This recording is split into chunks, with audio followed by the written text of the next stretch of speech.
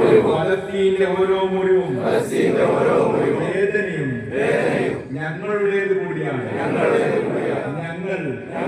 ഞങ്ങൾ പറമ്പിൽ ജമാഅത്തുൽ മഹല്ല് കമ്മിറ്റി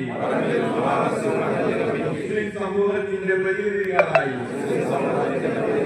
ഗാസയുടെയും ഫലസ്തീനിലെയും നിരപരാധികളായ ജനങ്ങളോടൊപ്പം അടിയുറച്ച ഐക്യദാർഢ്യം പ്രഖ്യാപിക്കുന്നു. ഗാസയിലെ നിരപരാധികളുടെ രക്തച്ചൊരിച്ചിലിനെതിരെ ഞങ്ങളുടെ സ്വരവും ഹൃദയവും ഉയർത്തുന്നു. ഗാസയിലെ കൂട്ടക്കുരുതികൾക്ക് അറുതി വരുന്ന ദിവസമുണ്ടാകും. അതുവരെ ഞങ്ങളും പോരാട്ടത്തോടൊപ്പമുണ്ട്.